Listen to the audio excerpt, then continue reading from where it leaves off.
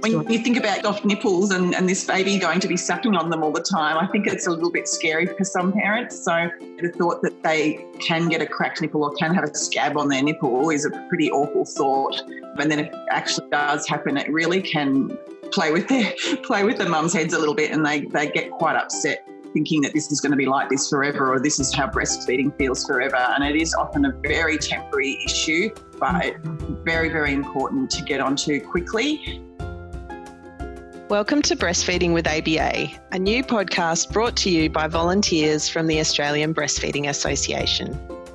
Breastfeeding with ABA is a podcast about breastfeeding made by parents for parents. We are recording this podcast in different parts of Australia. We acknowledge the traditional custodians of the land on which we are recording and on which you are listening to this podcast. We pay our respects to elders, past, present and emerging, and to any Aboriginal people who are listening today. We also acknowledge Aboriginal women who have breastfed their babies and raised their families up on this country for thousands of years. So today we're going to be talking a little bit about cracked and damaged nipples. It's one of the most common helpline calls that we get, and many new mums are really keen to get it sorted out straight away because it can be quite painful to have cracked and damaged nipples. My name's Nicole Bridges. I'm a breastfeeding counsellor with the Australian Breastfeeding Association and community educator, and I'm here today with Simone Casey. Hi, Simone. Hi, Nicole. I'm Simone. I'm a breastfeeding counsellor with the Australian Breastfeeding Association, like you, and also an international board-certified lactation consultant. So thanks for being here today, Simone. It will be really fantastic to draw on your professional knowledge as well as your knowledge as an ABA volunteer. So essentially, cracked and damaged nipples usually become that way most of the time because the baby isn't actually correctly attached to the breast. Probably heard of lots of other reasons. Have you heard of other reasons, perhaps, Simone, why some people think that there might be damage to the nipple? Oh, yeah, I hear all of them. A lot of people tell me that their nipples are damaged or cracked because the baby is feeding so often, which can be more worrisome for the mum if they are feeding a lot, and also if it's painful, that makes them sort of go, oh, I don't want to feed anymore because it's hurting so much. Overuse of the nipples isn't really a reason. It's if the attachment is incorrect. So I do... Because my babies were feeding so frequently that if that were the case, I would be really, really in trouble.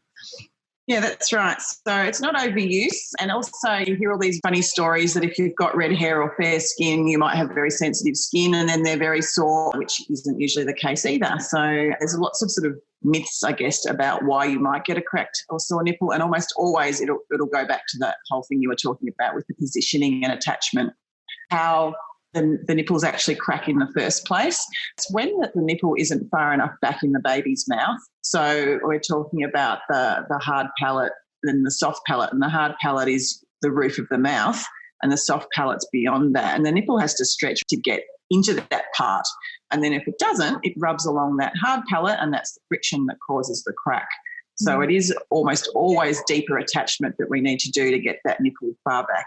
Yeah, and it literally can be only 1 millimetre deeper, which is what makes the difference. So it can be really the most subtle and minute change that makes a world of difference for a mum as well.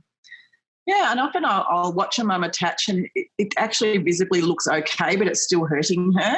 You'll sort of see where the baby's mouth is and maybe where their areola is, and then we'll work and we'll get a bit of a deeper one, and I'll say to them, I reckon that's only 2 millimetres different, and she'll go, yeah, it feels way better. So speaking of which, how does a mum know if her baby is attached correctly? What does it feel like for her? What does it look like from her perspective? Yeah, so often I say if the baby is well attached, you can feel a sort of a pull or a vacuum feeling with the nipple is in the baby's mouth, but it shouldn't pinch or feel painful or sore while they're doing that, or stabbing pains or anything like that. It really should be just a bit of a pull, and that's it, and hopefully fairly comfortable. Okay. Lots of mothers come to us or call us on helpline saying that they've got, recurrent issues with painful attachment. but they spoke to a healthcare professional and they said it looked okay, so it must be okay. But that's actually not always the case. And I think we should really emphasise that mums should trust their own instincts. And if it doesn't feel okay, ask someone else for help. Keep asking for help until you find someone who will believe you and will give you the help that you need, because it shouldn't hurt, and we shouldn't have to put up with that ongoing pain. No, that's right. I also say to mums, don't expect perfection straight away. You're both learning together, you and your baby, and then if we can't get it 100% correctly instantly, it's like a person in a new job. You're not going to get it right the first week or the second week, or maybe in a month you still made a couple of mistakes. So sometimes it is a work in progress a little bit. We don't want toe curling pain every single time you attach. But sometimes I ask mums to do a bit of a pain scale. And so if it's, really that horrible pain, you might say it's 9 or 10 out of 10. But if we wait 10 seconds into the feed and the nipple's stretched in the back of the mouth and actually it drops back, and then they go, oh, that's a 6 out of 10. And actually now it's a 4. And then if we can improve with the attachment, we might get it down to a 2. But if they try to get better than a 2, they might find that they're reattaching, and that's not going to be great at that time. So maybe accepting a 2 out of 10 just for a couple of days until you can improve a little bit more. So that's why I sort of mums to use that pain scale as well sometimes, and that really helps so that they're not going to attach even if they just feel the slightest bit of pain, whereas at least if it's a lot better than what it was before, we're chipping away and getting better. Absolutely. They're all good points. You are listening to Breastfeeding with ABA. My name is Jamie and I am a volunteer breastfeeding counsellor with the Australian Breastfeeding Association. I became involved with the ABA when I was pregnant with my first baby and attended a breastfeeding education class. I took away a foundational breastfeeding 101 and knew I would always have somewhere to turn for help. I attended my first group meeting before my daughter's arrival and knew I had found a group of mothers who would help me through the ups and downs of both breastfeeding and motherhood. The ongoing support I have received as a mother of 3 children and a volunteer is second to none. The friends I have met through the ABA continue to encourage and motivate me to give back to mothers. To find out more about ABA's face-to-face breastfeeding education classes or Breastfeeding Education Live interactive webinars, visit breastfeeding.asn.au/classes. And what are your thoughts on nipple creams, Simone? I know that sometimes they can provide some short-term relief, but my understanding is what can end up happening is the nipple is kept too moist for too long, and that can actually help promote infection, which of course we want to avoid. Yeah, that's right. And I have seen mums that have got thrush and other types of bacterial infections from having very soggy nipples, as I call them, from overuse of creams. And sometimes you can buy all sorts of little aloe vera gel pads and lots of little sort of moistening things that you can put on the nipples that don't necessarily help long term. Yeah, that's good to know. The other thing people can usually tell is if baby's detached from the breast and they look at the nipple, there can be quite a lot compression stripe along the end of the nipple, and that's a sign that the baby hasn't been on well as well. So those are sort of things to look out for, but just working on getting that positioning attachment right is usually the main thing. But most of the time when the mums can't get the attachment right, almost always when I watch them, they haven't got the baby close enough to the breast. So they really need to assume that chest-to-chest position, and a lot of mums will just hold the baby in line with their chest, and I'll just really point out I shouldn't be able to get my hand between that baby and your chest. The baby needs to be very much pressed to your chest, so that gives them the best opportunity to get close enough to the breast to have a good latch. Sometimes their hands are in the way and they've sort of got their hands folded across their chest and things, the mums do find the hands get in the way a lot, and that's probably because they're taking such a long time to try and attach. Yeah. The baby's desperate to crawl to the breast, so those sorts of things can happen too. So getting that baby really, really close to the chest can help them to calm down a bit, to know that they're there, but also to get close enough so that their mouth and chin and everything are all going to line up and get into the right spot. Yeah, because I know it's really important to get that chin nice and deep into the breast as well, so that the baby is tipping their head back in that ideal position so that they can drink the milk too. I often talk a lot about chins when I'm helping mums to attach, because I think they focus on the nipple and the baby's lips. And all the time what we need to do is press the baby very close, making sure the chin is the first point of contact with the breast, which in turn makes the baby's head tip back, as you said. And then when the head's tipped back, you can give, a little bit of a push between the shoulder blades or a bit of a roll towards you, so that then the baby's mouth goes up and over the nipple. Yeah, all good points. So how can a mum tell when things are actually improving, when what she's doing is working? I think that, for one thing, the pain should be starting to improve. So if your baby is attached well, then you're going to feel that pull sensation and not the nipple cracking and the nipple sort of soreness. So I'd just like to thank you again, Simone, for having a chat to me today. I think this kind of information, it's really basic but extremely important information for new mums, because, as we said at the beginning, it's one of the most common helpline calls. It's one of the, I think it's also antenatally one of the things that parents are most afraid of. Yeah, I think when you think about soft nipples and this baby going to be sucking on them all the time, I think it's a little bit scary for some parents. So the thought that they can get a cracked nipple or can have a scab on their nipple is a pretty awful thought. And then if it actually does happen, it really can play with the mums' heads a little bit, and they get quite upset thinking that this is going to be like this forever, or this is how breastfeeding feels forever. And it is often a very temporary issue, but very, very important to get onto quickly, and usually needing some one-on-one help with that. And that might be a feeding clinic in your area or something like that as well. Most of the time, cracked and sore nipples are caused by issues with positioning and attachment. You can speak to an ABA breastfeeding counsellor, your child health nurse, a midwife, or a lactation consultant to help improve positioning and attachment. But every now and then, the issue is something else, like an infection or dermatitis on your nipples, maybe a tongue tie in your baby, or issues with using a breast pump in the wrong way. So if you think there might be something medical going on, or you need help with pain relief, or things are healing really slowly, make sure you speak to your health professional. But here are a few things that you can try while your nipples are healing. Before you feed your baby, keep in mind that you can offer a feed before your baby starts crying. So look out for earlier signs that your baby might be ready for a feed. Things like turning their head and rooting around to try to find the breast, or sucking on their hands. Get into a nice, comfortable position and relax as much as you can. Some people find it helpful to take some slow, relaxing breaths. Gently massaging your breasts and using a warm compress can help get your milk flowing. And you can also hand express some milk to soften the areola. Some things that you can try during feeds are things like offering the less sore side first and trying different feeding positions.